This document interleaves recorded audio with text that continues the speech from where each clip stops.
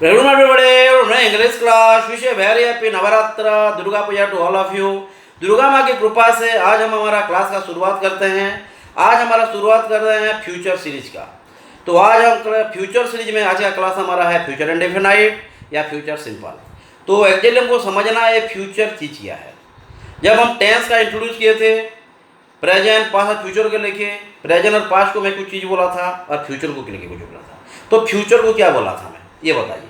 बिल्कुल, फ्यूचर को हम बोले थे meaning of the past. Fast तो यहाँ पे इंट्रोड्यूस होते हैं। फिर डिफरेंस दिखेंगे, ये टाइम क्यों हुआ, ये तो वहाँ पे भी कुछ बोला था पर ज़्यादा नहीं बोल पाया था क्योंकि वहाँ पे हमारा टेंस का काम चल रहा था। आज है टाइम का काम। हाँ, तो देखते हैं डिफरेंस क्या है। पहले लिख लीजिए फ्यूचर। हाँ, फ्यूचर टाइम, फ्यूचर टाइम को हम क्यों बोलते हैं, meaning of the verb, future time is the meaning of the verb. क्यों? क्योंकि उसका कोई फॉर्म्स नहीं होता। फ्यूचर का खुद की फॉर्म्स नहीं होता, माने वो खुद कुछ कर ही नहीं सकता। हाँ, माने वो डिपेंडेंट है। हाँ, डिपेंडेंट, वो इंडिपेंडेंट नहीं है, वो डिपेंडेंट है। कहाँ पर डिपेंडेंट है? प्रेजेंट पे डिटरमिन है। माने आज अगर हम अच्छे से पढ़ेंगे तो फ्यूचर में हम अच्छे ऑफिसर बनेंगे। तो फ्यूचर का कुछ है क्या? कुछ भी नहीं है। आज की काम है। आज क्या है? पास्ट है कि प्रेजेंट है? प्रेजेंट है। हाँ, तो आज अगर हम अच्छे से पढ़ेंगे तो कल हम अच्छे से काम कर पाएंगे। कल जो किए थे कोई मतलब ही नहीं है। तो प्रेजेंट हर वक्त फ्यूचर को डिटरमिन करेगा। तो प्रेजेंट, तो फ्यूचर का जो एजेंसी है कौन है? प्रेजेंट। ध्यान देना है। तो यहाँ पे दिखना है future is the meaning of the verb ना। बिल्कुल, future is the meaning of the verb as it does not have any या does not have form of the verb of its own, does not have forms of the verb of its own. It is solely dependent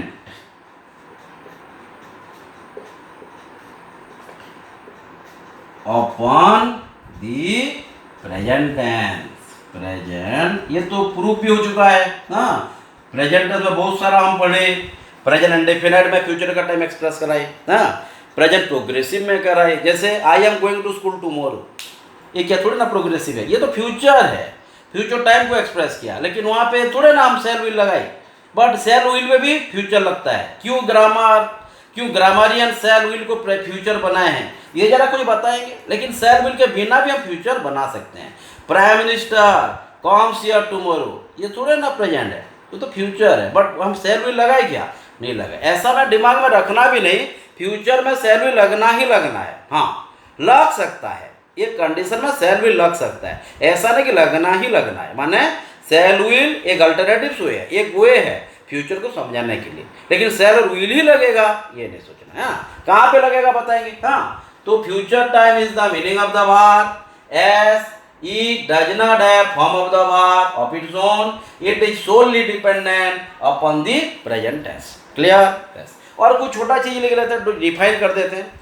future time denotes that action which या denote the action या denote the coming action which does not have any control, ये बोल सकते हैं। हाँ, आने वाले time के लिए वही या आने वाले एक्शन को ही रेफर करेगा जिसके ऊपर उसका कोई कंट्रोल ही नहीं हुआ। जो आने वाला है उसके ऊपर कुछ का कंट्रोल रहता है क्या? किसका कंट्रोल रहता है? जो ज्योतिष पंडित जी हैं वो बोलते हैं कल क्या होगा, परसों क्या होगा, सिर्फ बोला जाता है, कंट्रोल तो किसी का होता नहीं है। तो दैट इज फ्यूचर। हाँ, कुछ छोटा सा चीज लिख लीजिए। हाँ, समझा ना?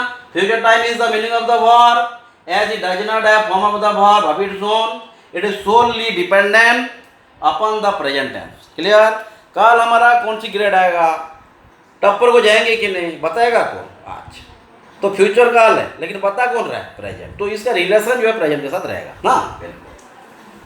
तो यहाँ पे और एक चीज छोटा सा लिख लेते हैं। हाँ, फ्यूचर इंडेफिनाइट, पर्टिकुलर नहीं, फ्यूचर इंडेफिनाइट स्टार्ट करेंगे तो फ्यूचर इंडेफिनाइट ले लीजिए। फ्यूचर इंडेफिनाइट डिनोट्स ए कमिंग एक्शन या अपकमिंग एक्शन ना, coming action over which it does not have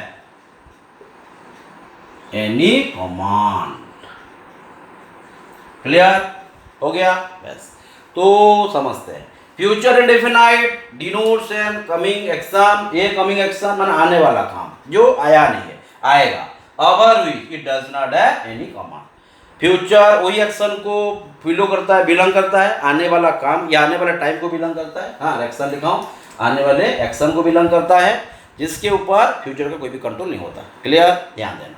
और एक चीज़ हम बचपन से पढ़ते आ रहे हैं, फ्यूचर माने सेल विल लगेगा, ये लगेगा। ये भी जानते हैं कि सेल विल एक मॉडल ऑफ वर्ब्स है, और मॉडल ऑफ वर्ब्स कभी भी एक्शन को बिलोंग नहीं करता। ये क्या करता है?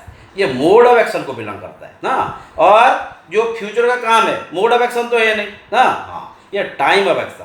टेंस का काम क्या है? जो कब कौन सी काम होगा, ये जो टाइम ऑफ एक्शन है दैट इज टेंस। तो इसका कमांड क्या होता है? Mode of action. मॉडल्स का मोड ऑफ एक्शन है, तो ये तो टाइम है, हम जो पढ़ेंगे तो टेंस के ऊपर है, एक्शन के ऊपर डिपेंड करेगा। तो ध्यान देना।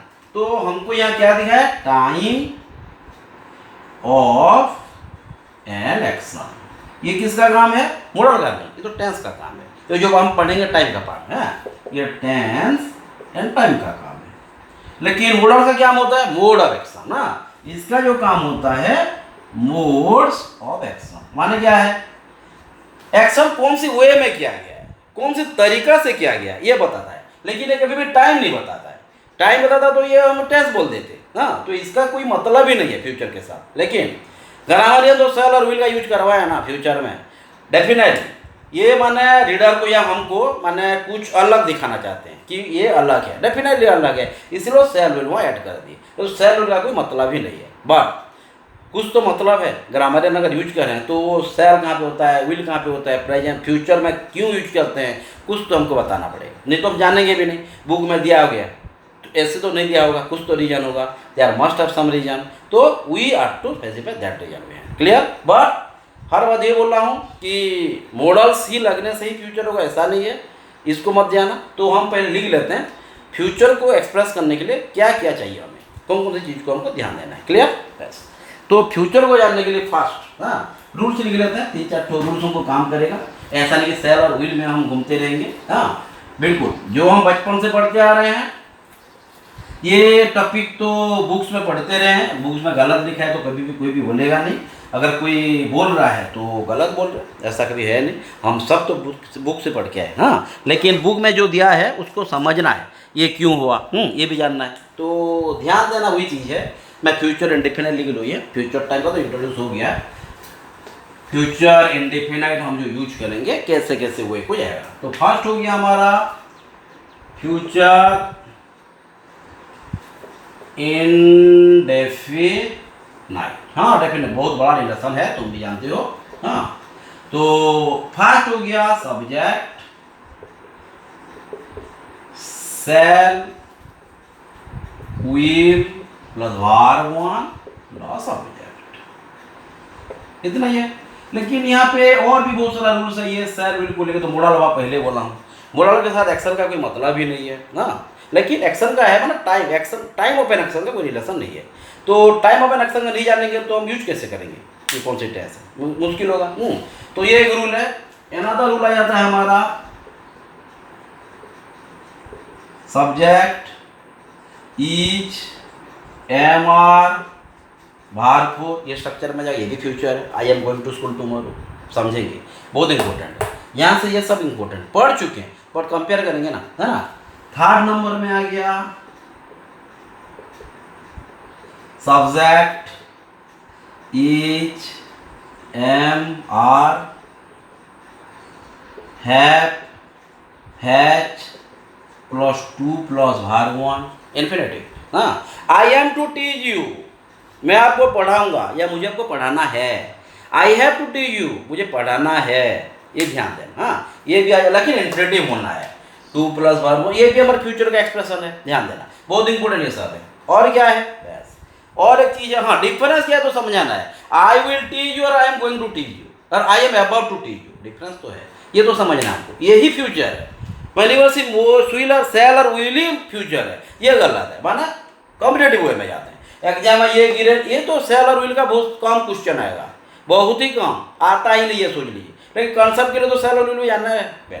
क्या होगा, लेकिन एक ही वीडियो में नहीं होगा, तो ये सब फिर हम और दो एक दो तो करेंगे, क्लियर। हाँ, तो subject shall will plus verb plus subject. हाँ, सेकंड में सब्जेक्ट डीजेएमआर प्लस वर्ब फोर पे कंटिन्यूस नहीं पढ़ा रहा हूँ, बिल्कुल नहीं, फ्यूचर का वही पढ़ा रहा हूँ, क्लियर।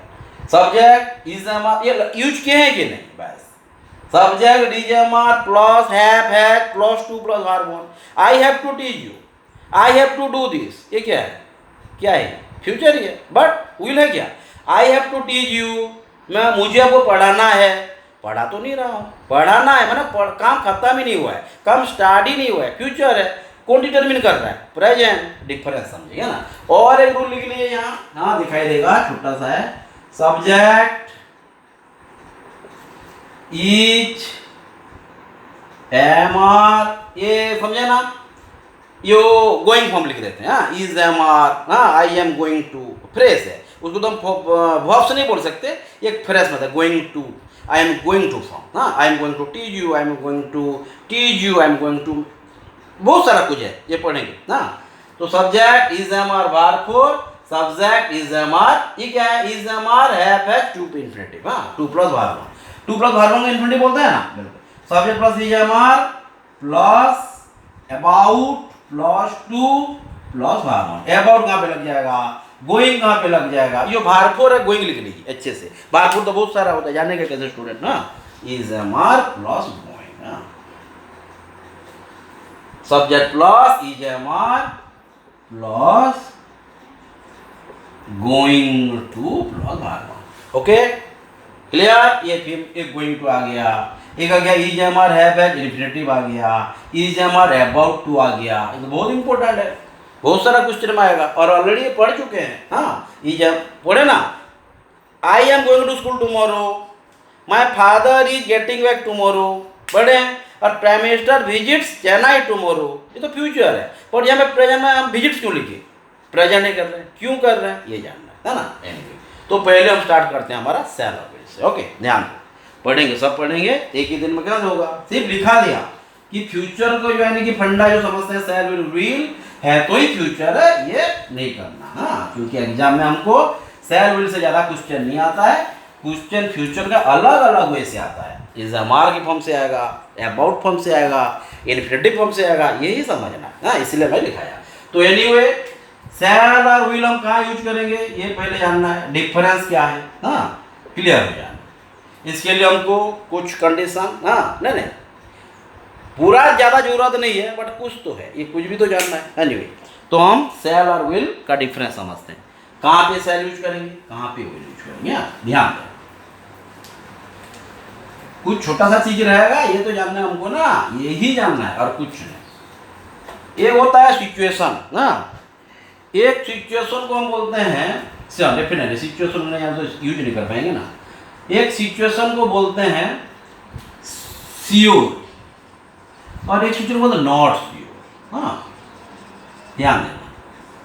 तो अगर ग्रामरियन वर्ड में यूज करें तो उसे और अच्छे से बोलते हैं ना, जहाँ पे श्योर हो जाएगा उसको हम बोलेंगे सर्टनिटी से, सर्टनिटी उसको बोलेंगे सर्टनिटी। हाँ, मान यहाँ पे क्या 100% श्योर है, हाँ यहाँ पे 100% श्योर है करने का, दैट इज सर्टनिटी, सर्टनिटी। और जहाँ पे श्योर ही नहीं है, बिल्कुल श्योर नहीं है, 100% नॉट श्योर,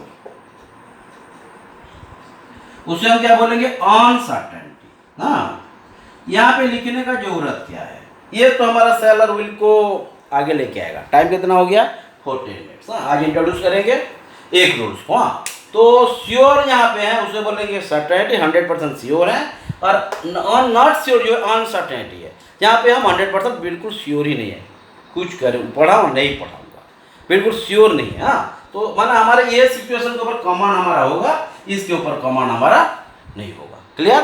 तो यहाँ पे सेल और विल का कुछ रिलेशन निकलेगा, श्योर और नॉट श्योर। क्लियर? सर्टेनिटी हो गया 100% श्योर, अनसर्टेनिटी हो गया 100% नॉट श्योर। ओके बस। तो यहाँ पे हमको निकालना है पर्सन को चले जाएंगे।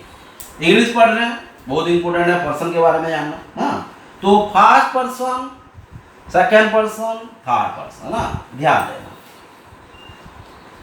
यहाँ पे जो बताऊंगा यार ध्यान देके बहुत ध्यान से सुनिए। एक चीज आ जाता है हमारा सेल। सेल अगर हम यूज करते हैं फर्स्ट पर्सन और सेकेंड पर्सन पे, ध्यान देना बहुत, पहले सेल का यूज करते हैं। अगर सेल को हम यूज करते हैं फर्स्ट पर्सन या सेकेंड पर्सन में, ये हो जाता है क्या, ये हो जाता है नॉर्मल सिचुएशन। माने इसको बोलेंगे हम नॉर्मल सिचुएशन या अनसर्टेनिटी या 100% नॉट श्योर। क्लियर? ओके। आई और वी में अगर सेल लगाते हैं तो क्लियर, तो सेल का पहले समझ लेते हैं, उसके बाद हम आगे जाएंगे। ओके, सेल हो गया। आई और वी अगर फर्स्ट पर्सन सिंगुलर है, फर्स्ट पर्सन प्लूरल में सेल को यूज करते हैं तो वही सिचुएशन को बोलेंगे नॉर्मल सिचुएशन। वो सिचुएशन श्योर नहीं है, माना हमारे ऊपर कमांड ही नहीं है। क्लियर? बस। अब हम चले जाते हैं सेकंड पर्सन और थर्ड पर्सन को। पहले सेल का करते हैं, उसके बाद विल को जाएंगे। क्लियर? डाउट नहीं? बस। अब हम चले जाएंगे विल के ऊपर। हाँ, तो विल, सॉरी, पहले सेल का सब फंडामेंटल दे देते हैं, और भी तो पर्सन है ना। अगर ये सेल सेकेंड और थर्ड पर्सन में यूज हो ना, अगर ये सेल सेकेंड पर्सन, ध्यान देना, सेकेंड पर्सन में या थर्ड पर्सन में यूज हो, ये क्या है सेकेंड पर्सन सिंगुलर, ये क्या है थर्ड पर्सन सिंगुलर, ये क्या है सेकेंड पर्सन प्लूरल, ये है थर्ड पर्सन प्लूरल। इतना ही है।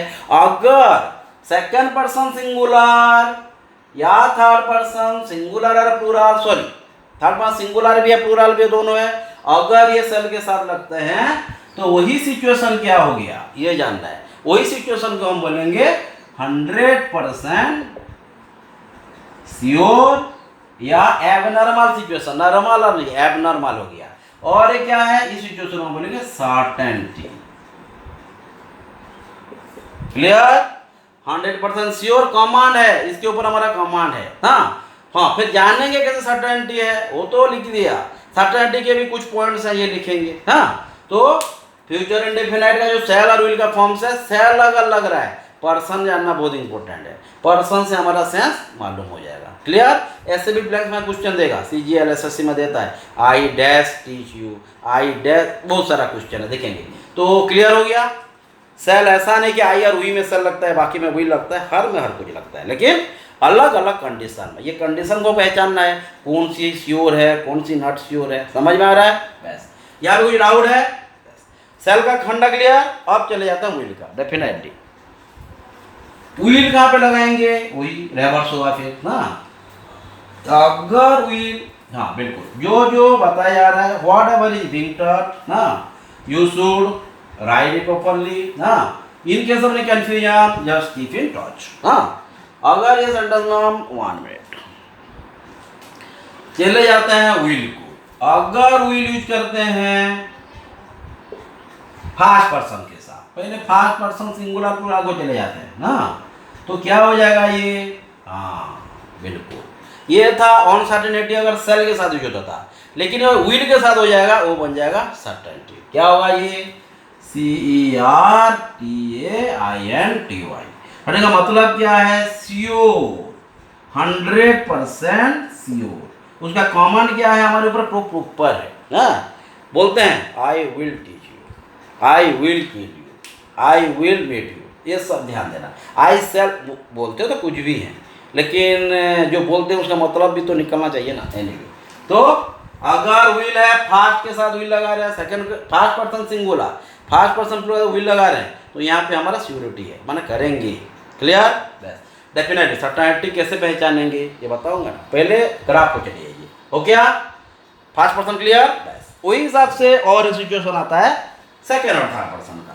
बराबर जो मैं बोल रहा हूँ, हाँ, अगर ये व्हील फर्स्ट पर्सन के अलावा या फर्स्ट पर्सन में भी नहीं होंगे, अगर सेकेंड और थर्ड को चला जाता है तो हाउ द कंडीशन हुई, हाँ, व्हील अगर है किसके साथ, सेकेंड पर्सन सिंगुलर के साथ या किसका, थर्ड पर्सन सिंगुलर के साथ, ही, सी, इट, और ये हमारा आ जाएगा सेकेंड पर्सन प्लूरल और थर्ड पर्सन प्लूरल। माने ये सिंगुलर में लिख दिया, ये प्लूरल में लिख दिया, ये तो एक ही है, हाँ, ये क्या है, सिंगुलर की, हाँ, ध्यान देना। You, he, she, it, you, they, क्यों लिखा समझे, एक ही साथ लिख सकते थे, लेकिन सिंगुलर पूरा हेड कर रहे तो एक साथ लिखना बेटर है, हाँ। ये क्या है, ये पे फिर चेंज हो जाएगा, इसका काम हो गया फिर on certainty, okay, 100% not sure, इसको हम बोलेंगे नॉर्मल सिचुएशन, ओके। तो कहाँ पे सेल विल क्लियर, तो ना सेल विल ही फ्यूचर है, ये नहीं बोल रहा हूँ, बिल्कुल नहीं बोल रहा हूँ, लेकिन सेल और विल का क्या यूज है फ्यूचर में ये बता रहा हूँ, ओके। अब एक क्वेश्चन आता है, माना जानेंगे कैसे ये सिचुएशन नॉर्मल है, तो जाके पर्सन यूज करेंगे ना, ये भी है बहुत बड़ा चीज। तो आई और वी लगेगा सेल में तो ये नॉर्मल है, आई और वी लगेगा तो एब नॉर्मल है, जानेंगे कैसे, क्वेश्चन तो यहाँ पे उठता है। सर्टेनिटी और अनसर्टेनिटी दो है, 100% श्योर, 100% नॉट श्योर, तो हम श्योर हो जाते हैं, अगर श्योर को पहचान लेंगे तो नॉट श्योर आ जाएगा, है ना। एनीवे, तो हम अब चले जाते हैं कैसे जानेंगे सर्टेनिटी का सिचुएशन, ध्यान देना, हाँ। कुछ सिचुएशन है, कुछ पॉइंट्स है, कुछ ग्राउंड्स है जो कि हमको हेल्प करेगा सिचुएशन को पहचानने के लिए कि whether the situation is certain या सिचुएशन इज अनसर्टन, ओके। तो हम अनसर्टन होने जाते हैं, सर्टन को जाते हैं, तो अनसर्टन ऑटोमेटिक हमारे पास आ ही जाएगा। तो लिख लो, there are some situations that help us recognize whether the situation is certain or uncertain, हाँ। Uncertain means 100% not sure, certain means 100% sure, clear हो गया। बस वो सिचुएशन क्या है, there are some situations, हाँ, that help us recognize whether the situation is certain or uncertain।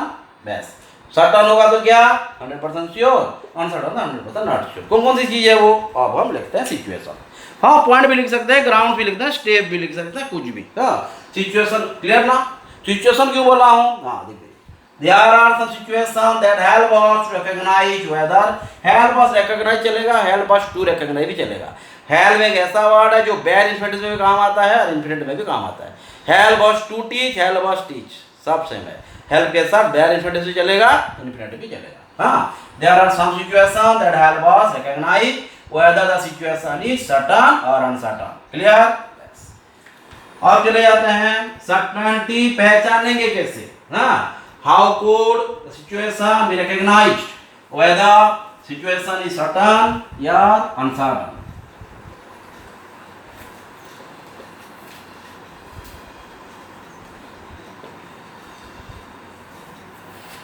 हाँ बिल्कुल, क्या होगा, अगर कोई सिचुएशन प्रॉमिस करे, ध्यान देना, अगर कोई सिचुएशन प्रॉमिस करे, अगर कोई सिचुएशन वार्निंग दे दे, हाँ,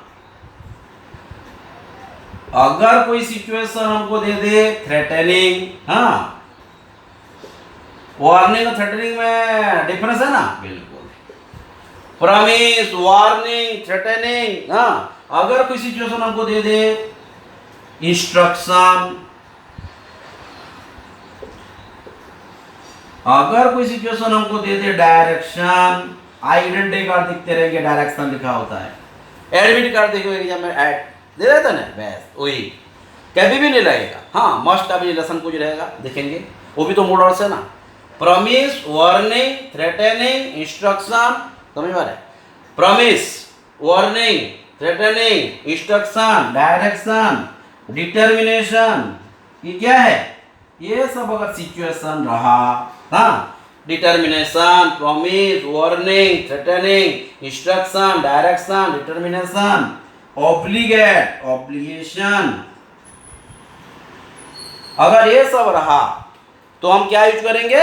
बिल्कुल। ये क्या हो गया? ये हो गया सर्टेनिटी। ये सब है तो 100% श्योर है, तो पहचानना पड़ेगा हमको ये सेंस है कि नहीं।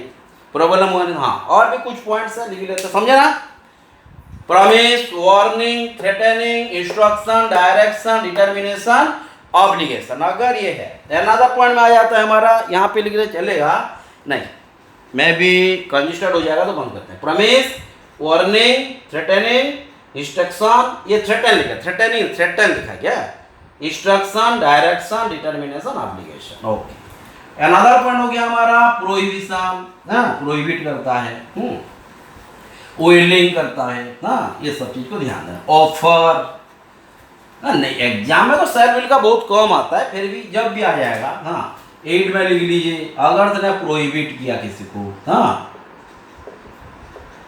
मना किया, बारण करना, एवॉइड करना, हाँ, प्रोहिबिट, प्रोहिबिशन, ऑफर, हाँ, विलिंग, ऑफर विलिंग एक ही कसम आ जाएगा, विलिंग, हाँ, ये सब अगर चीज है तो ये 100% श्योर या सर्टेनिटी है। हो गया क्लियर? डाउट नहीं? बस, prohibition, offer, willing and 100% sure. Definitely conditional sentence में भी होता है, बट एक साथ अगर लिख देंगे तो यू मे नॉट गेट, इसलिए स्टेप बाय स्टेप जाना है। Slow and steady wins the race. Clear? Doubt नहीं? तो यहाँ पे हम कुछ एग्जाम्पल देते हैं सर। तो अगर ये सब सिचुएशन आता है तो क्या करेंगे? हाँ, अगर प्रॉमिस है, अगर थ्रेटनिंग है, अगर वार्निंग है, अगर प्रोहिबिशन है, ऑब्लिगेशन है, डायरेक्शन है, इंस्ट्रक्शन है, आई और वी हो जाएगा विल, और you he she it they हो जाएगा सेल। क्लियर? बस इतना ही जानना है। फिर एक बार लिख लेता हूँ, हाँ, ध्यान दो, ये टाइम भी कितना, टाइम के साथ जाना। अरे टाइम कहाँ हुआ? 27 मिनट हो गया, तो टाइम हमारा ऑलमोस्ट या अबाउट टू क्लियर। हाँ, तो कुछ ये देते हैं, जैसे सोच लीजिए आई डैश किल यू, हाँ, ये सेल होगा कि विल होगा, ये तो डेफिनेट 3-4 तो वीडियो है, जरूरत है, ये होगा नहीं तो। सेल की विल, आई किल यू, किल क्या है? ये धमका रहा है, मारूंगा, ये क्या है? हो गया थ्रेटनिंग। क्या लिखेंगे? सेल या will, I will kill you. Clear? बस। और you dash not come to our home hereafter. क्या है ये? आप हमारे घर को आज से मत आना। ये क्या है? खुशी से बोल रहा है कि दया कर रहा है, स्नेह कर रहा है। डेफिनेट एक वार्निंग दे दिया उसे, हमारे घर को नहीं आना। हाँ, you dash not come to our home hereafter, आज से हमारे घर को मत आना। क्या है ये? क्या लिखेंगे? सेल और विल? डेफिनेटली ये क्या होगा? Will not, you won't come, I won't come हो सकता है। हाँ, यहाँ पे और एक question, I dash not touch your cell under any condition. ध्यान दो, क्या होगा ये? हाँ, ये क्या है? ये क्या है? डिटर्मिनेशन या प्रॉमिस। मैं तुम्हारे मोबाइल को कभी छूंगा ही नहीं, मैं तुम्हारे मोबाइल को कभी छूंगा ही नहीं, और तुम मेरे मोबाइल को भी छूना नहीं, अलग हो जाएगा। अगर आप मेरे मोबाइल को नहीं छूना, ये हो गया वार्निंग या प्रोहिबिशन। लेकिन मैं जो बोलूँगा क्या हो जाएगा? ये डिटर्मिनेशन या प्रॉमिस का काम किया। हाँ, क्या डिटर्मिनेशन? हाँ, क्या होगा ये हो जाएगा जैसे व्हील, ये क्या हो जाएगा? You dash not come, you shan't, shall not या सैंड, जैसे विल नॉट वोंट बोलते हैं, शैल नॉट को क्या मतलब? Shan't, you shall not come to our home hereafter. Clear? Okay. I dash not touch your cell under any condition, कोई भी हालत में, कोई भी सिचुएशन में मैं तेरा मोबाइल को पकड़ूंगा ही नहीं, अरे छूंगा तक नहीं। क्या हुआ ये? That is determination. I won't, I will not, या वहां पे सेल लिखेंगे, गलत हो जाएगा, आई है ना। तो कहाँ पे सेल हो रहा है, कहाँ पे विल है रहा है, are you getting my point? ध्यान देना कहाँ पे है ये तो जानना है ना। एनीवे टाइम कितना? 30 मिनट, और एक दो तो कर सकते हैं, हाँ लिख लीजिए।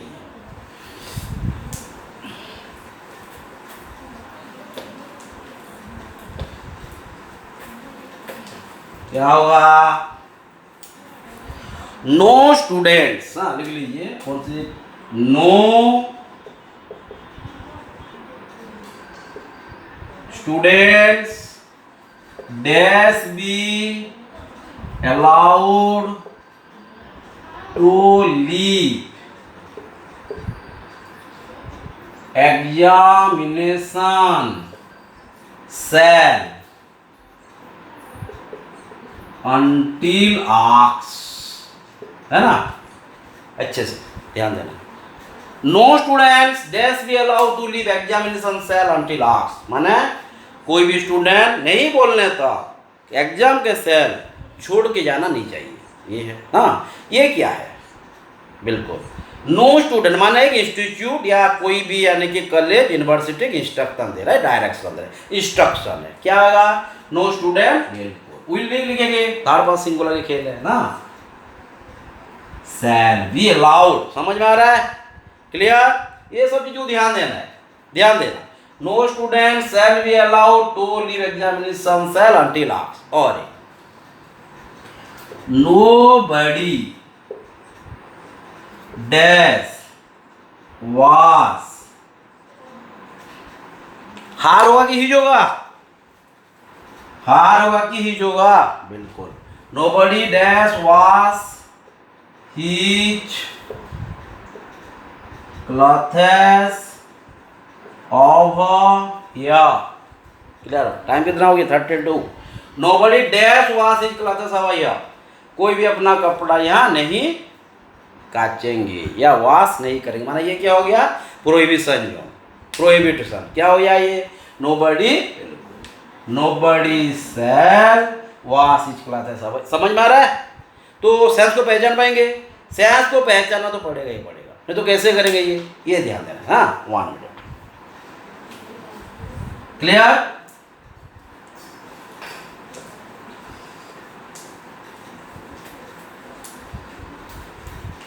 तो सेल कहाँ पे हो रहा है, व्हील कहाँ पे हो रहा है, समझ में आ रहा है? ध्यान देना। और एक चीज पे हम चले जाएंगे, अगर ये एंट्रोवेटिव हो जाए ना, अगर ये एंट्रोवेटिव फॉर्म में आ जाएगा तो ये पे अलग हो जाएगा। जैसे सोच लीजिए, डैश यू कॉल मी, ये क्या हो जाएगा? अगर एंट्रोवेटिव है तो फिर हमारा चीज हो जाएगा चेंज, यहाँ पे सेल यू नहीं बोल सकते हम, बस ये क्या होगा? विल यू कॉल मी, हाँ विल यू कॉल मी।